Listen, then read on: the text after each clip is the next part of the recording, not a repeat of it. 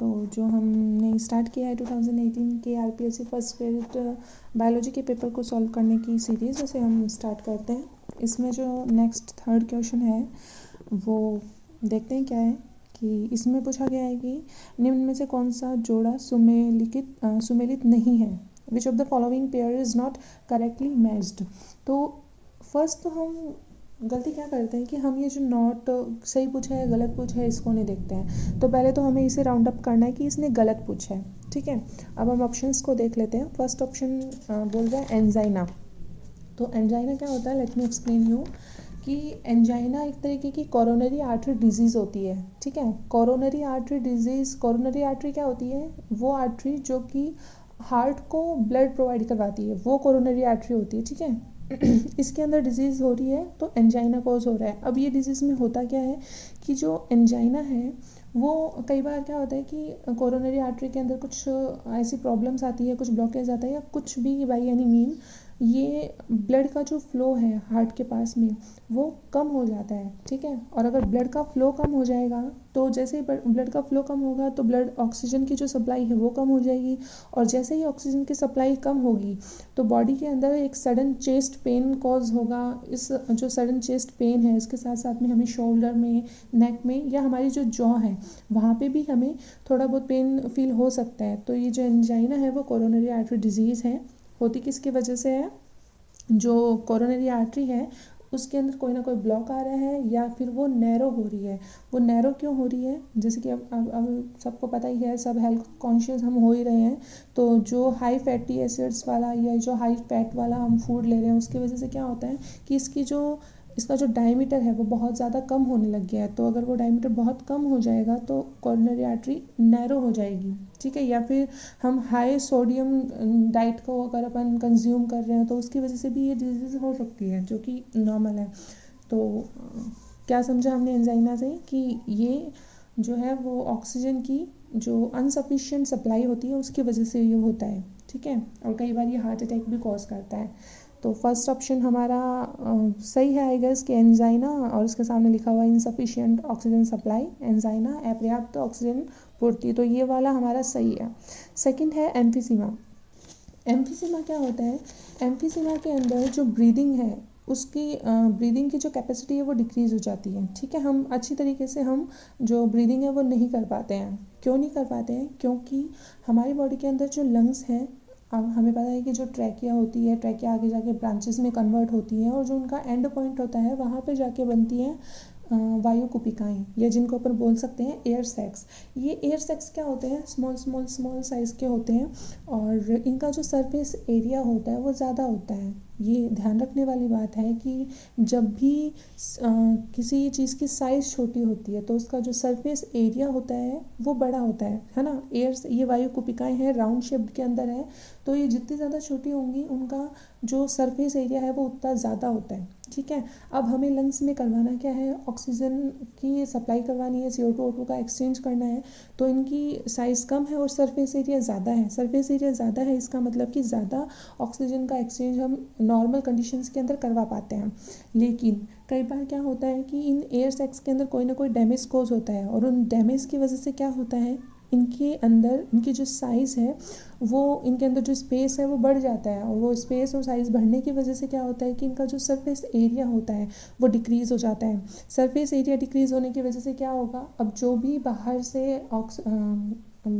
से एयर आ रही है लंग्स के पास में, उसके अंदर जो ऑक्सीजन है उसका जो एक्सचेंज है वो उतना ज़्यादा नहीं हो पाएगा, ठीक है।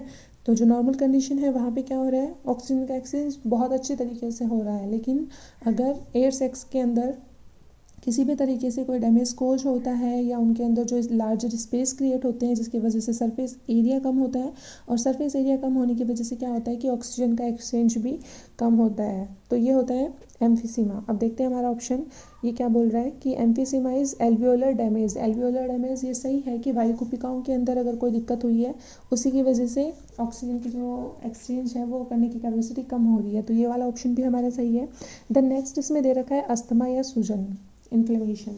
देखिए नॉर्मल जो इन्फ्लेमेशन क्या होता है वो क्या होता है कि इन्फ्लेमेशन एक तरीके की प्रोटेक्टिव रिस्पॉन्स होता है। जब भी कोई फॉरेन पार्टिकल्स बॉडी के अंदर एंटर करते हैं तो हमारी जो WBC है वो कोई ना कोई ऐसे केमिकल सब रिलीज़ करती है जो कि उन फॉरेन पार्टिकल्स के अगेंस्ट कोई ना कोई फंक्शन करते हैं, उनको डैमेज करने का काम करवाते हैं। तो जिस भी जगह के ऊपर इन्फ्लेमेशन होता है वहाँ पे क्या होता है कि ब्लड का फ्लो इंक्रीज होता है, WBC जो भी सिक्रेट कर रही है सब्सटेंसेस वो वहाँ पे जाते हैं और इन रिजल्ट वहाँ पे क्या होता है, थोड़ी रेडनेस क्रिएट हो जाती है और हल्की सी हीट जनरेट होती है। ये तो होता है इन्फ्लेमेशन। अब अपन देखते हैं कि अस्थमा के अंदर क्या हो रहा है। अस्थमा के अंदर भी एक तरीके का इन्फ्लेमेशन ही होता है, लेकिन अस्थमा के अंदर जो लंग्स हैं उनके अंदर इन्फ्लेमेशन होता है।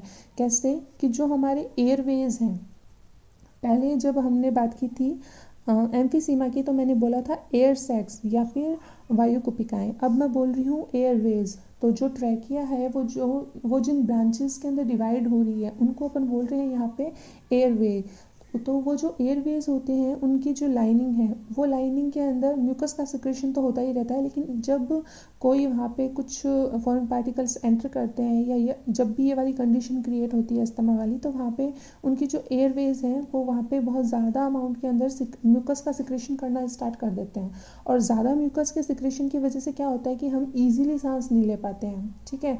तो और साथ ही साथ में क्योंकि म्यूकस की अमाउंट ज़्यादा है, तो म्यूकस की अमाउंट ज़्यादा होने के वजह से वहाँ पे क्या होगी, कफिंग कॉज होगी। तो अस्थमा क्या है, एक तरीके की इन्फ्लेमेशन ही है, लेकिन वो इन्फ्लेमेशन किसके है, अंदर है, लंग्स के अंदर। तो ये वाला ऑप्शन अगर हम देखें कि अस्थमा, तो इसके आगे दे रखा है इन्फ्लेमेशन, दैट इज करेक्ट कि अस्थमा जो है वो एक तरीके का इन्फ्लेमेशन ही है और होता कहाँ पे, लंग्स के अंदर होता है। लंग्स में भी अगर बात करें कहाँ, तो एयरवेज के अंदर ये होता है। The last option is cretinism. Cretinism जो है वो जो डिजीज़ है वो होती है हाइपोथायराइडिज्म। हाइपोथायराइडिज्म का मतलब होता है, हाइपो मीन्स लो, ठीक है, कुछ कम, हाइपो एंड थायराइडिज्म। थायराइडिज्म यहाँ पे वर्ड यूज़ करें अपन थायराइड हार्मोन के लिए या थायरोक्सिन हार्मोन के लिए। T3 T4 जो 2 फॉर्म्स होते हैं थायराइड हार्मोन के, उनके लिए अपन बात कर रहे हैं।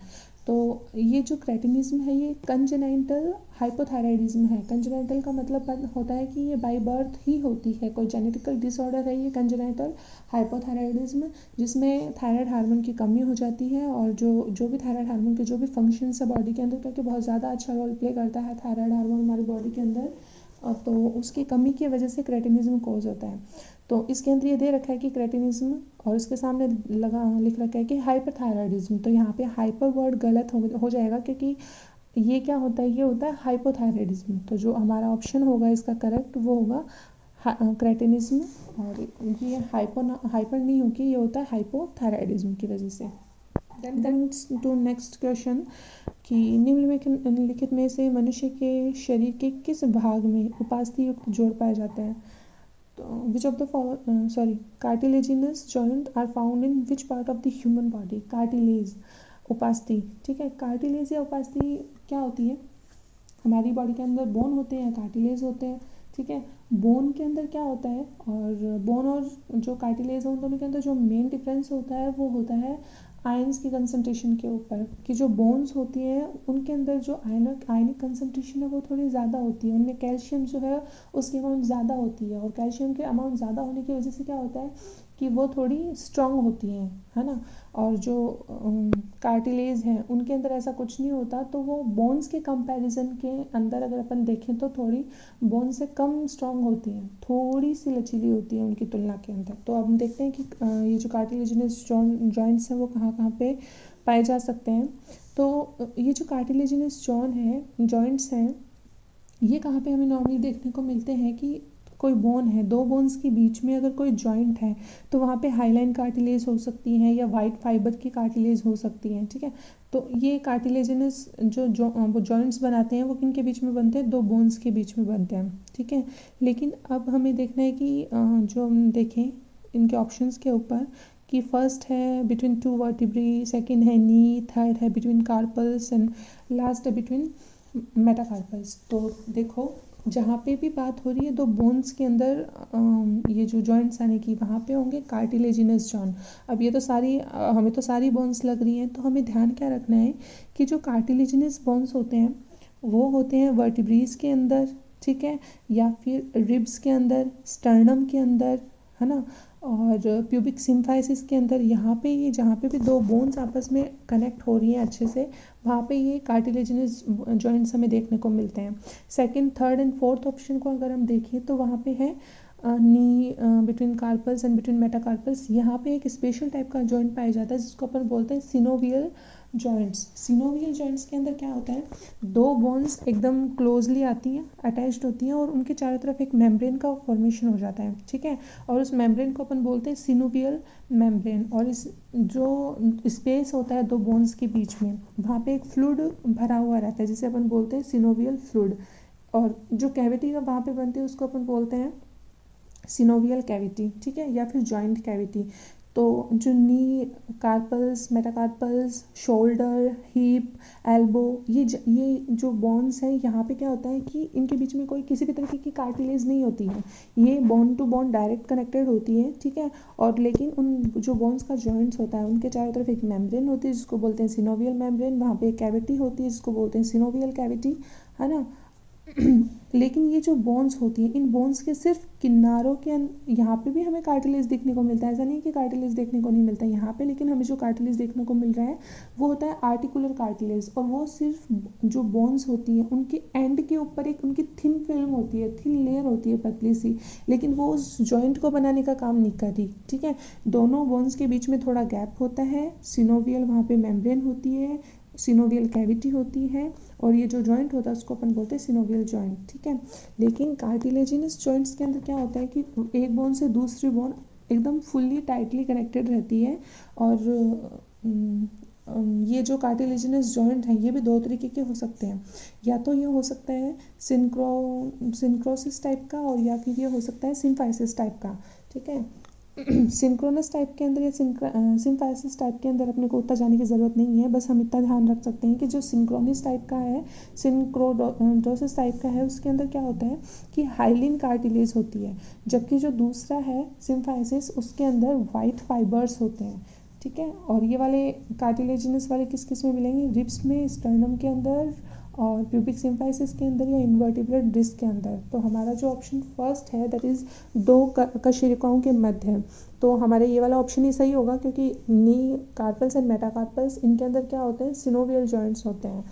तो आई होप कि आपको question number third and fourth समझ में आ गया होगा, लेकिन फिर भी अगर आपको कोई डाउट है इनके अंदर तो you can ask me. Okay, thank you.